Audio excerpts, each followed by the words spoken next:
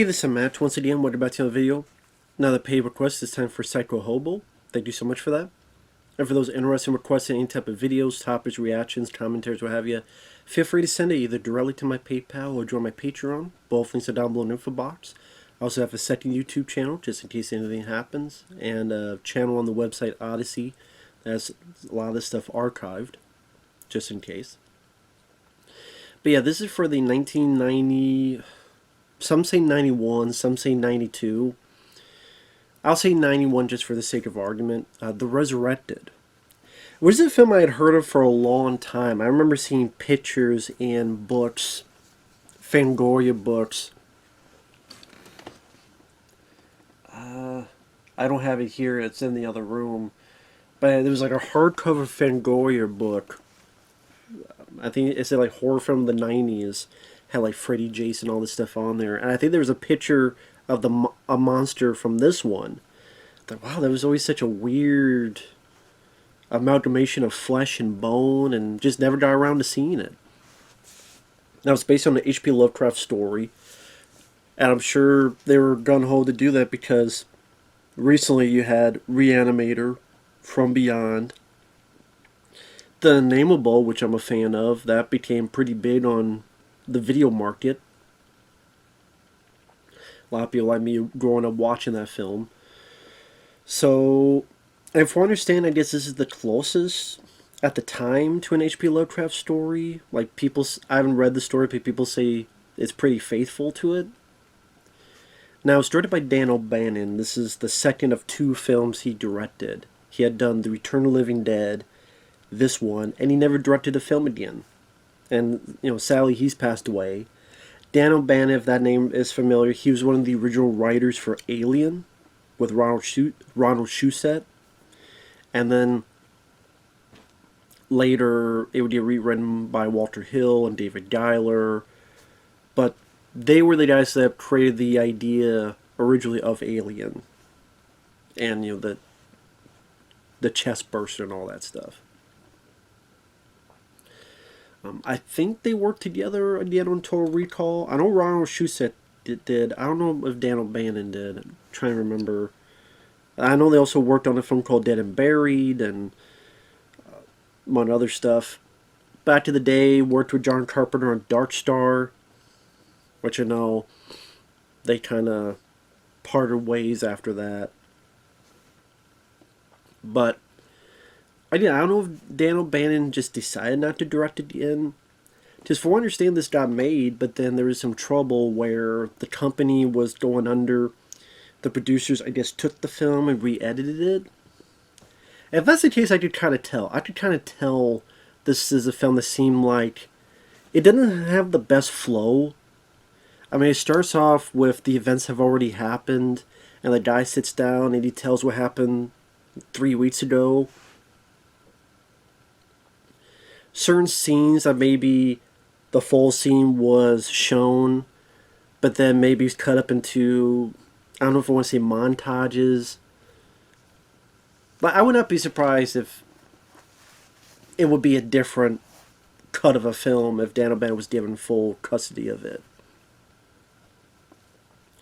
Now, it stars a guy named John Terry as a private investigator. Like I said, it begins with something's obviously happened, and he's telling the story and narration about what happened. You know, it started 3 weeks ago.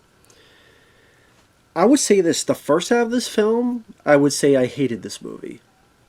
I was not a fan of the first half of this movie. But the second half, I definitely think saved it. The second half, I thought the story got more interesting. It got into its groove. It got more exciting with some pretty nasty, cool, gory monster effects. And a bit more of the special effects being put into the story. You get a bit more Chris Sarandon in it, who, of course, was in the original Fright Night, the original Child's Play. Even John Terry got a bit better by the end of it. Just the first half, I thought it was pretty slow. John Terry, I did not think was good. Like in the second half, he was manageable, and I do think he got better. But the first half, it just seemed very uncharismatic. This is a guy that, for a private investigator, you kind of wish it was someone that was either a better actor or a bit more funny, charismatic, a bit more. I'm not saying tongue-in-cheek, but if you had someone like a Brad Dourif or a Fred Ward, who I know he did Cast a Deadly Spell, but if like Fred Ward starred in this as the PI, or again Brad Dourif, or I'm trying to think, like Jeffrey Combs, that'd be different. Like if you had someone like that, a Tim Thomerson, like if Tim Thomerson starred as the PI, I think all those would have been a much better fit.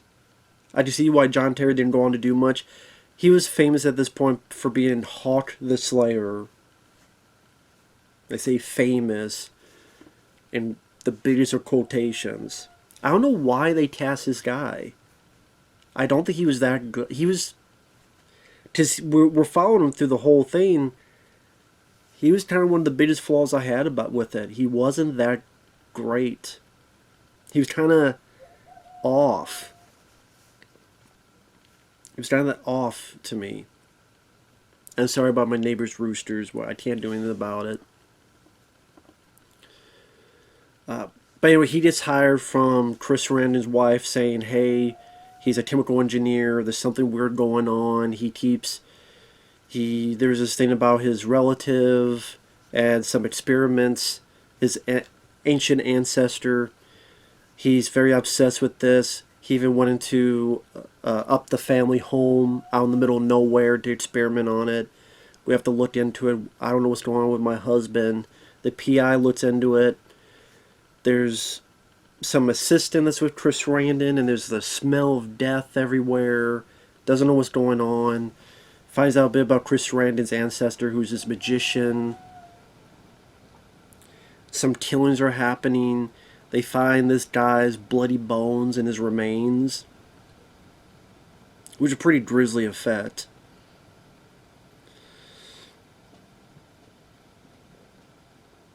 I just thought the first half, it just, because of the wonky acting of the lead, even the wife character of Chris Sarandon wasn't too much better. I actually liked John Terry's assistant. I actually thought he would have been a better lead.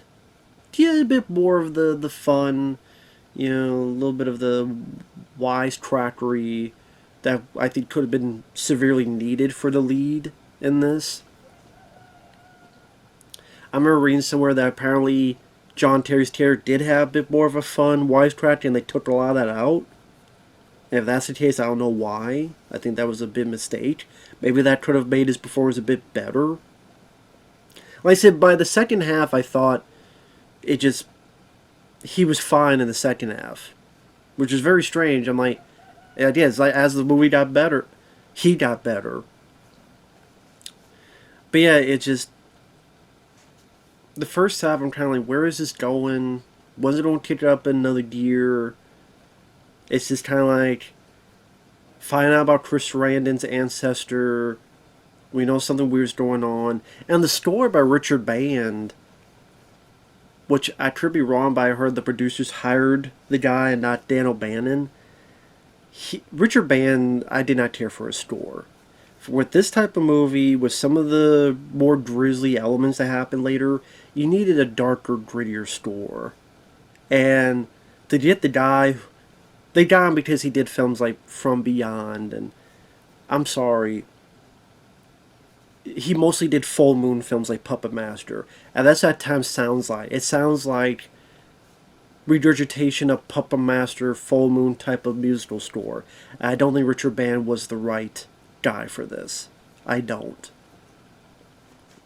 I don't care if he did HP. I don't care about that before. It did not work in this. I thought the score was very lame and off-putting. I don't think it fit. It made it seem, the score made it seem more cheap. Because again, the score sounds like the Full Moon films, which usually were cheap. Or cheaper, I should say. So, I wish they had gotten someone else. Hell, the score for The Unnameable was really good. Like you listen to the score of The Unnameable, and they had a dark, moody score that fit with the proceedings.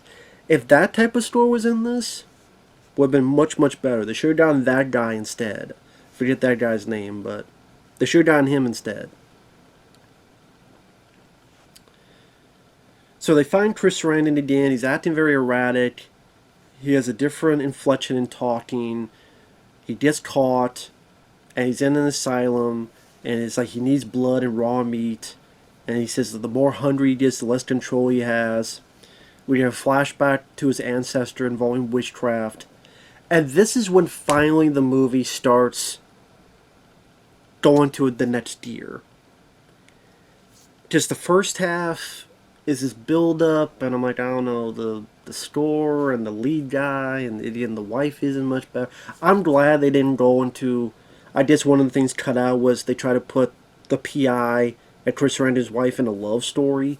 I'm glad they cut that out. Just not every fucking film needs a love story. So I'm glad that was cut out. I appreciate that. That's an edit I agree with. But I'm sitting going, where is this going? What's happening? And then finally, like I said, the second half, when literally like 40 some minutes in, him and his assistant and the Chris Sarandon's wife, they go to the farmhouse, they got bombs, they go into the catacombs, and you see and find out what's going on. And I did. And that's when the movie, okay, I'm getting into it. And like I said, the second half of the film made me go, okay, I don't mind this film. It's just you have to get through a wonky first half to get to it. Because I like the way the catacombs are shot, dimly lit as it should. It does create a bit of nice oppressive feel to it. When you find out a bit of what Chris Sarandon's ancestor is doing to raise the dead and this powder and how that all works and the layer that they find and the certain camera work, like slowly panning out to reveal how massive this lab is. Some decent camera work there. How death was conquered and blood and raw meat required. This is his immortality lab. Alchemy. There's a little piece of raw meat able to bring it back to life and all this other stuff. Okay, that was fascinating. That was interesting. Again, as soon as they got in the catacombs, it's like John Terry became a better actor. Or at least a more manageable actor. Which is, And like I said, Chris Sarandon could have been the PI. And all these other people could have been the PI instead. I think it would have worked better, especially for the first half. But Charles Napier, because I liked him in Deep Space. There's a lot of other people. But anyway. Then the spoilers. Starting now, spoilers. This is where you get more of these gory creatures that were experimented on. And it's an amalgamation of half flesh, half skeleton. So the face is, formed wonky, and their mouth's over here, and the part of face over here, and you see more rib cage and bones and like lumbering flesh of these monsters. Done practical, very cool looking effects. No off-putting digital work. I'm like, oh, so that's the thing, finally get to see in action the pictures I had seen in this book long, long ago. That was cool to see. And granted, it's a bit wonky how this happens, because they have a lantern, and the guy just absolutely drops the shit. I'm like, you idiot. I don't know why I sound like Ren from Ren and Stimpy. You idiot. But I like the idea of it's pitch black and they have to keep the match. And, like, where's the monster? And then they turn one point, it happens to be there. I thought that... I like that aesthetic. I mean, that's been done before in movies, but that's always a nice attempt at suspense. When we hear what's going on, but we can't see it until a light occurs or a match occurs.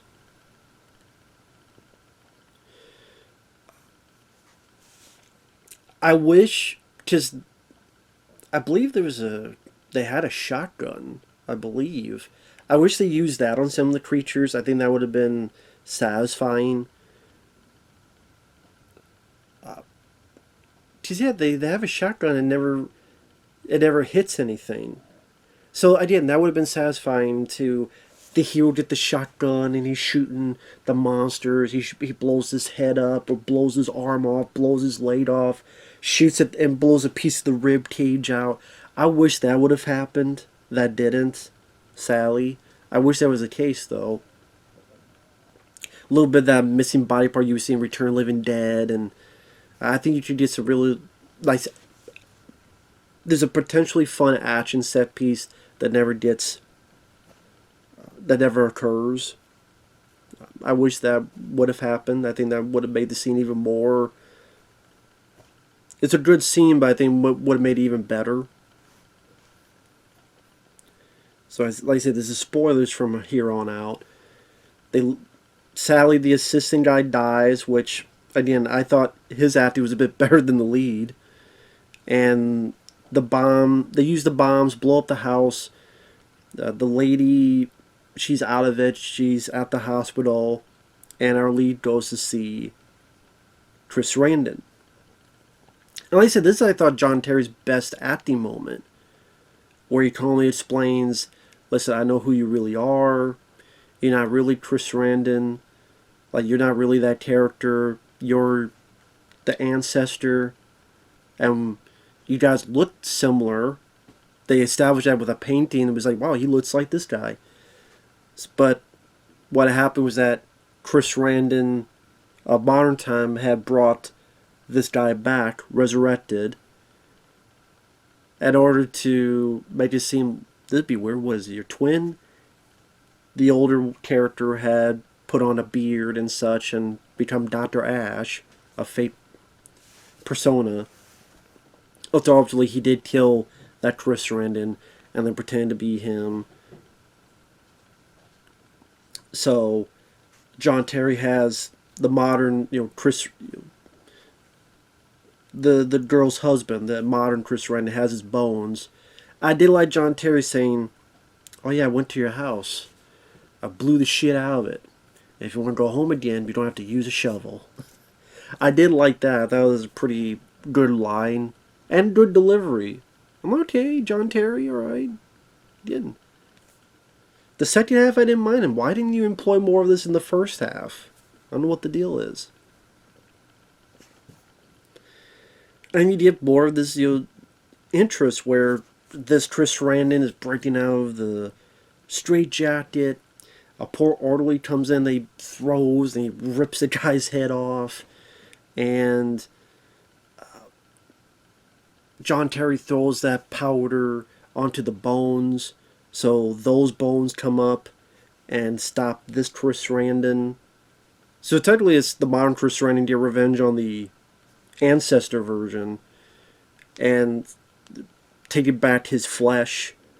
So slams him down as some of the flesh is going back onto him and flesh are leaving the guy. And you have also these very swirling old school animation effects, which some may feel is a bit goofy and silly. They were kind of charming to me. I enjoyed it for what it was. It reminded me of the type of special effects I would see back in the day before CGI, but just animation type.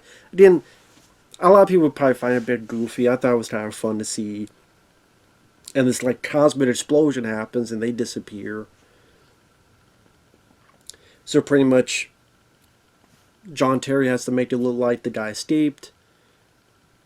Probably A, so that he doesn't get blamed for it, and B, because, it'd be weird for him, it'd be hard to tell the wife the truth of what happened. As for me, I would not be surprised if the original cut of this film did not have this narration. Did not have this way it was edited where maybe it would, I don't know. I guess we would never know, but like I said, the second half, I like the idea of the bones taking back what is his. And so the bones of the modern version of Chris Sarandon taking back what's his. I like. It's not something I see every day. And again, it has some pretty decent gory effects. And you had some special effects going on. Again, the lead actor got better. You had some monsters. You had some claustrophobic catacombs, which I'm a sucker for those type of environments, whether it be sewers or catacombs, because that nice, rich atmosphere and oppressive feel helps with a horror movie. I like the story finally kicked more into gear and got more interesting. So yeah, I would say I wish the first half was better. Again, I think a different lead actor would have helped. A different musical score definitely would have helped either, or as well. And like I said, it's a struggle with the first half, but the second half, like I said, was pretty neat, uh, pretty decent. I think it's worthwhile to watch for the second half of the movie, even though I just spoiled it. But I did say spoilers. But yeah, the overall I didn't mind it. I know there was a Blu-ray from Scream Factory. I don't know if it's still in print. I didn't have it, so I just watched it online somewhere. Yeah, I don't know what else to say. Like I said, my favorite will still be The Unnameable when it comes to H.P. Lovecraft related material. Call it nostalgia, call it any other bit, but I would still say I prefer that. But like I said, this, believe me, the first half, first 34 minutes, I'm like, this fucking sucks. It's boring. This lead sucks. But the second half, not bad. Not bad. I at least appreciate that. I rather have that than the opposite, where it's a decent first half and the ending sucks. There's no sequel bait ending. There's no downbeat ending. That's the way, to me, the ending is the most important part. The second half is the most important part of your story, because that's probably the last remnants you think of when you leave the theater or take out the VHS tape, or in this case, you know, change the website. So at the very least, it was nice to have that happen. So it wasn't a total cringe fest. So with that said, thanks for watching, take care, and we'll see you guys later. Bye-bye.